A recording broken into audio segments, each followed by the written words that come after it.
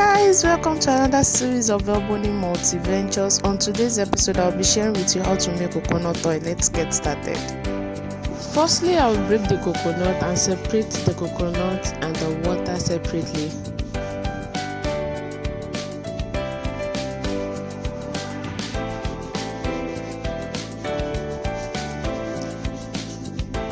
And remove the back of the coconut.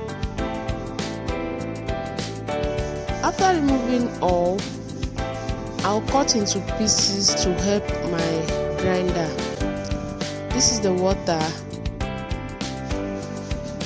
I cut into pieces to help the grinder. I'm not using my blender for this because it's in much quantity, so I'll be grinding it from the local grinder. So this is what I have after grinding it, and I'll be separating the milk from the blended coconut. I'll add hot water to heat to bring out the milk of the coconut very easily. Please, if you are using this recipe, make sure you are not using our local Nigerian coconuts. You can either use the Ghana coconut or Badagry coconut. Those brings out more oil than the local Nigerian coconut. You feel disappointed in the oil you get if you use a Nigerian coconut. So I will continue squeezing out the milk of this coconut till I get to the final stage. And after squeezing out the milk, I'll leave it in the bowl for 24 hours to separate the essence water and the milk away from each other. So this is the shaft of the coconut, and I'll pour it in pleasing at all. So I will leave this for 24 hours.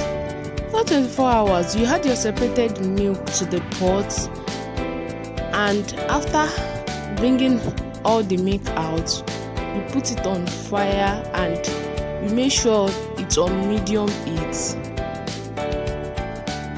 This takes a while before it boils up, and I will be changing my pots because this pot burn easily, and I will be using this non-stick pot so that the oil will come out and it won't get burnt.